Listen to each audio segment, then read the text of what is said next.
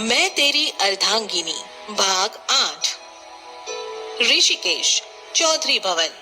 आराध्या के रूम का सीन। शिवराज कहता है, न जाने क्या है आप में जो हमें आपकी तरफ खींचता है। शिवराज आराध्या की बाहों में एक बार फिर सो गया। थोड़ी देर बाद आराध्या की नींद खुलती है, लेकिन खुद को शिवराज की बाहों में पाकर वह हैरान हो जाती है। आराध्या अपने मन में कहती है, ये यहाँ क्या कर रहे हैं? शिवराज आराध्या को पकड़े सो रहा था और वहीं वो परेशान सी देख रही थी। आराध्या ने बड़ी मुश्किल से शिवराज का हाथ अपने ऊपर से हटाया और वहां से अपने कपड़े लेकर बाथरूम में चली गई।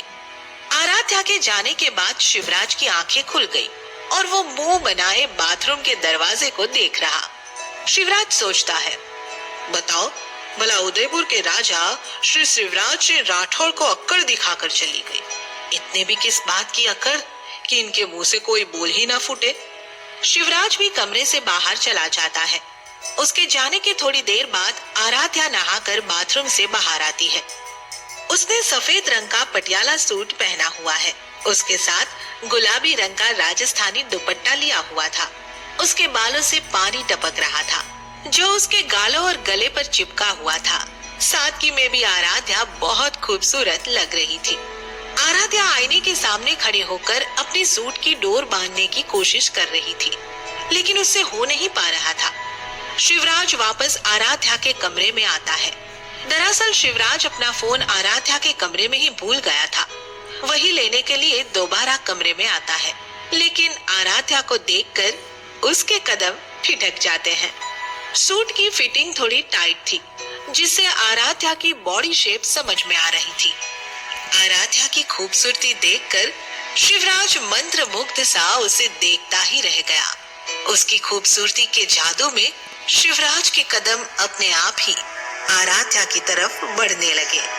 आईने में से आराध्या की नजर शिवराज पर पड़ जाती है और वह एक झटके से पीछे घूम जाती है। उसकी पीठ शीशे पर लग जाती है। शिवराज को उसकी पीठ शीशे में से साफ दिखाई दे रही थी। शिवराज आराध्या के सामने आकर खड़ा हो जाता है। आराध्या थोड़ी गुस्से से कहती है, आप यहाँ क्या कर रहे हैं? शिवराज बिना कुछ कहे आराध्या का हाथ पकड़ता है और उसे खुद की तरफ खींच लेता है और उसे आईने की तरफ घुमा देता है। शिवराज आराध्या के बालों को एक तरफ करता है और उसके सूट की तीनों डोरियों को बांध देता है।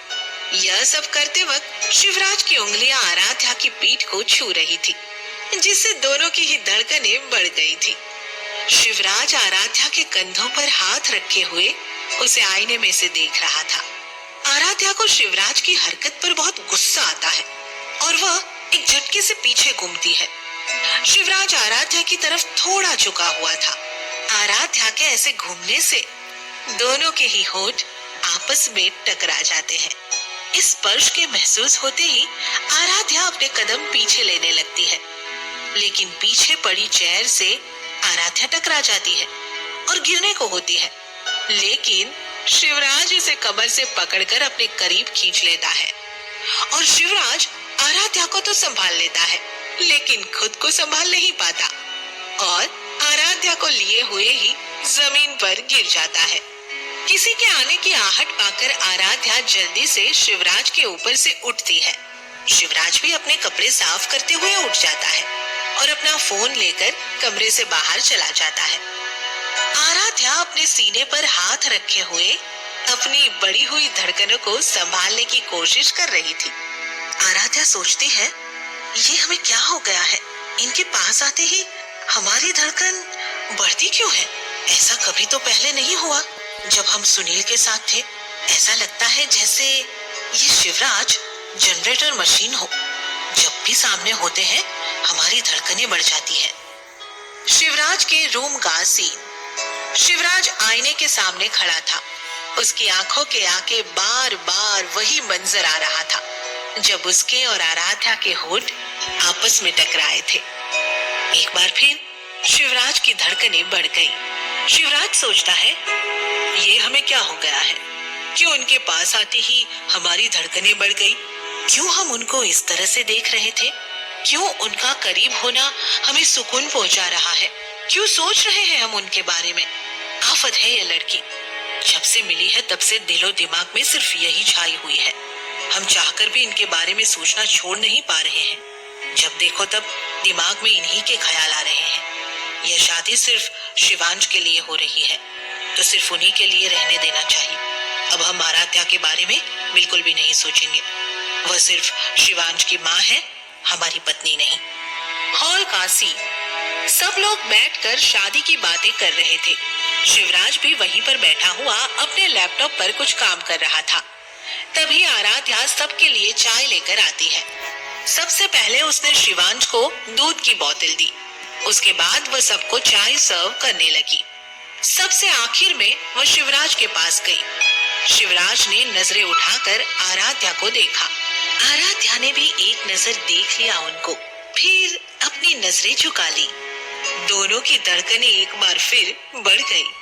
चाय का कप लेते हुए शिवराज की उंगलियां सहसा ही आराध्या की उंगलियों को छू गई। आराध्या ने झट से अपना हाथ पीछे खींच लिया। प्रेरणा की गोद में बैठा हुआ शिवांश आराध्या को देखकर उसके पास जाने के लिए मचलने लगा। आराध्या ने मुस्कुराते हुए शिवांश को अपनी गोद में ले लिया और उसके साथ खेलने लगी। दोनों ही खिलखिलाकर हंस रहे थे। सबकी नजरें उन दोनों पर ही टिकी हुई थी, खासकर शिवराज की। उन दोनों को एक साथ खुश देखकर शिवराज बहुत खुश था। जब से उसने अपनी दूसरी शादी की बात सुनी थी तब से ही उसके मन में यह डर था कि क्या उसकी दूसरी बीवी उसके शिवांश को वो प्यार दे पाएगी या नहीं जिसका वह हकदार है। लेकिन आराध्या ने उसकी सारी परेशानी दूर कर दी। आराध्या की हंसी शिवराज के सीने में दस्तक दे रही थी। जब भी उसने आराध्या को देखा था हमेशा उदास या भावहीन ही पाया था, लेकिन शिवांश से मिलकर आराध्या की मुस्कान वापस आ गई थी और यह चीज वहां बैठा हर कोई नोटिस कर रहा था। गायत्री जी आराध्या की बलाइया लेते हुए अपने मन में कहती है, भगवान करे आपको बहुत सारी खुशियां मिले जिसकी आप हकदार हैं। आपकी हंसी सुनने के लिए हमारे कान तरस गए थे।